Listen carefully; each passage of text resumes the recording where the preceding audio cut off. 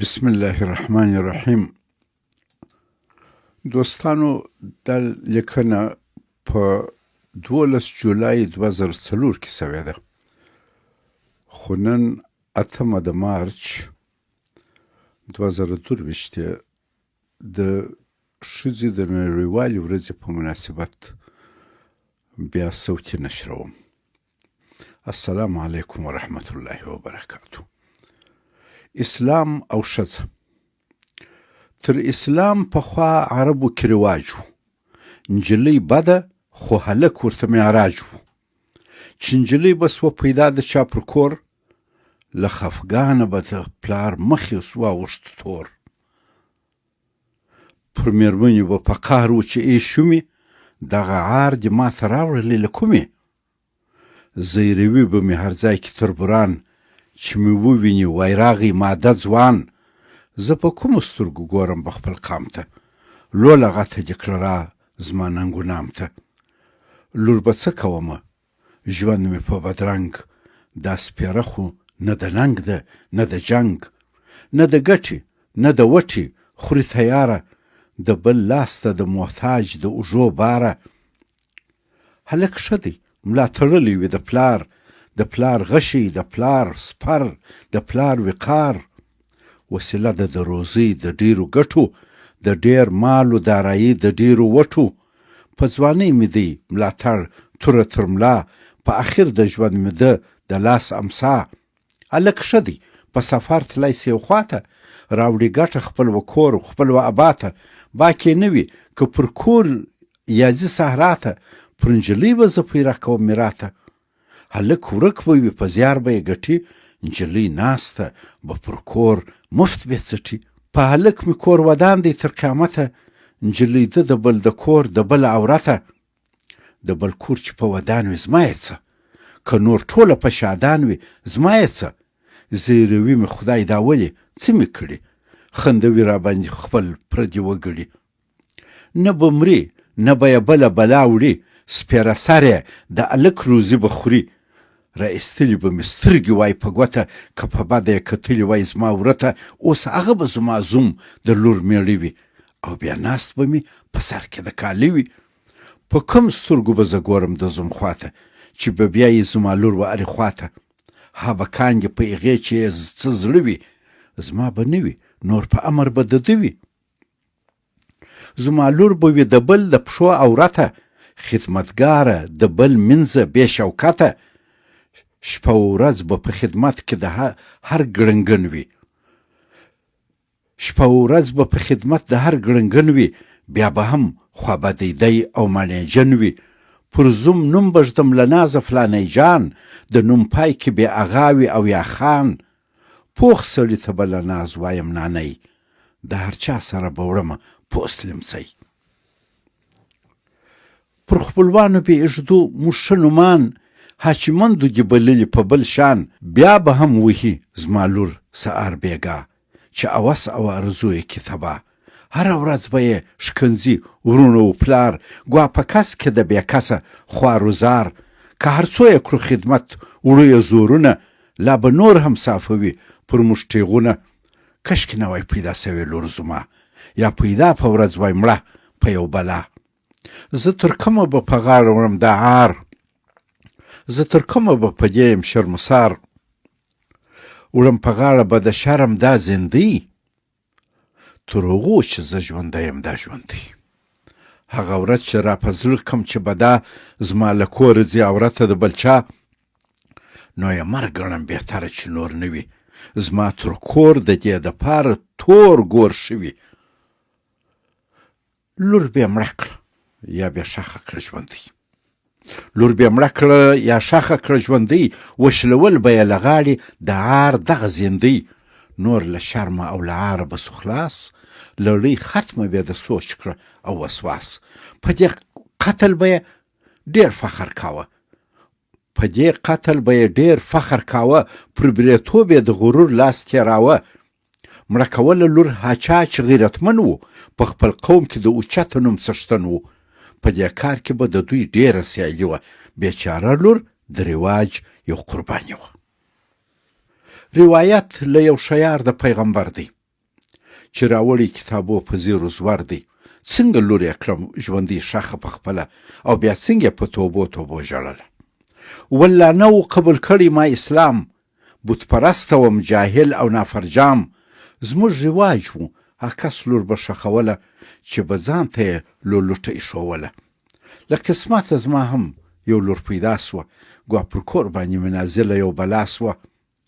په همزولو کې به ناست وم شرمېدلی، له خجلته به مې نیم وزن و بایللی. په دې چورت کې وم چې څه وکم په دې، څنګه ځان خلاص کم له دغه زولنې.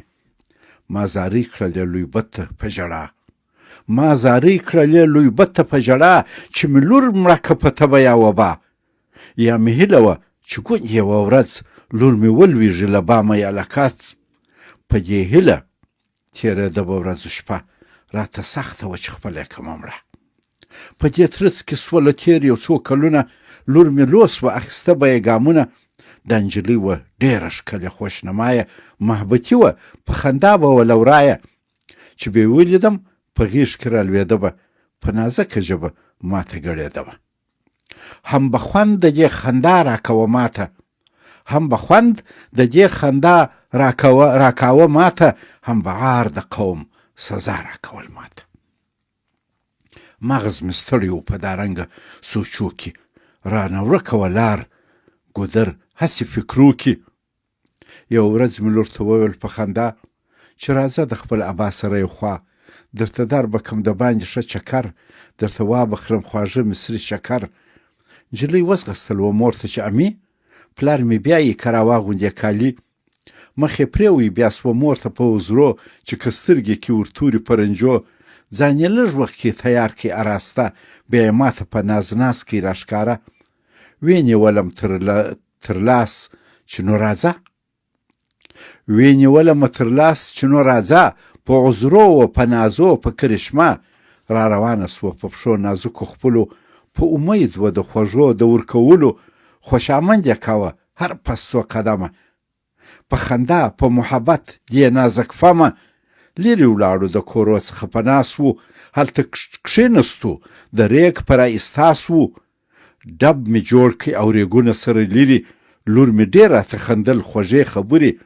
په وړو لاسو به زما سره اخته وه، په خندا به د ریګو په رایسته وه. ول چې دا وکم خوږه بیا راکوې؟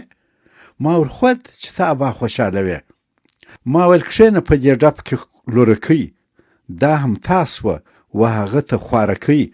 په کرار مې ریګ پر اچوله، تر یو وخته هغې خوارې به خندله. هغې کله کوي باور چې د دې پلار، هغې کله کړ باور چې د دې پلار به دا وژني په دوستۍ کې اخونکار.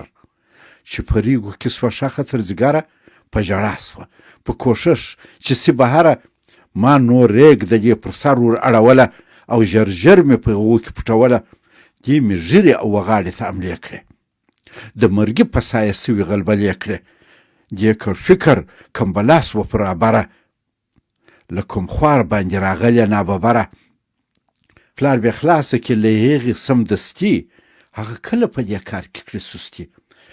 هغې کله شک درلود د پلار پر رحم، پلار باید وي مهربان بې شکه وهم. خو ما نه کتل هغې ته نه چې بیا د نجات امید یې نور سي ور پیدا.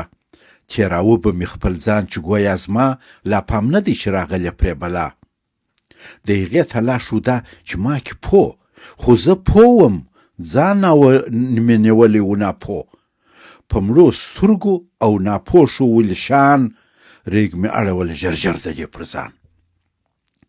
د ظالم سترګې وي مړې و یو کم کته، د ظالم سترګې وي مړې و یو کم کته، وي احمق به لوی سړی و یو کوچني ته.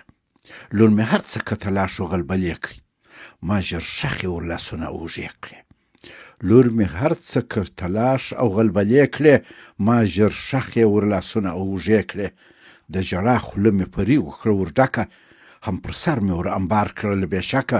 مطمئن چې سوم نور ښخه سوله دا، را روان سوم او خپل کور ته یک تنها. کور ته راغلمه ستومانه او پریشانه، په چرتونو کې لاهو او سرګردانه. د هغې ژړا تر اوسه زوکلوي مې، نامردي خپل لا تر هر څه زوروي مې. چې تر اوسه آرایات کمه جړېږم د خپل رب په استغفار یې مکړېږم. دا قصه د جهالت د وخت مقال دی، هلته ښځو ته دا حق، دا یې مثال دی. اسلام راغی، را یووړ عظیم تغییر په عاداتو، په رواج او په تعبیر. پیغمبر ویل د لور وژل حرام دي. دا کارونه مخالفه د اسلام دي. مساوات د نر او ښځو سو اعلان، په فطرت، په وجایب او په ایمان. فرق نسته، زوی او لور دواړه یو شان. که چا فرق وکړي ایمان ته یې تاوان.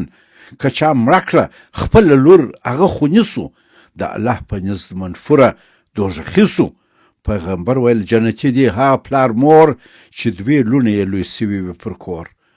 هغه کور کې د خدای رحم برکت دی، په کوم یو کې چې د لور ناز و عزت دی. اسلام ختم کړ رواج د جهالت، د بې ځایه ننګوعار او دلالت. له تیارو یې ټول راویستو نور ته، بې راحت څخه هدایت او کوی تور ته. بشر بیرته اوس بې لارې، ښځه شومه حق هر چیرې پایمال او سردرګمه. مسلمان رجعت پسند سو یارانو، وسیله کړه د شهوت ښځه غربیانو. د پیشرفت په نوم بدرفت ځینو خپل کړی، زوړ رواج دی چا د دین سره ګډ کړی. والسلام علیکم ورحمة الله وبرکاته.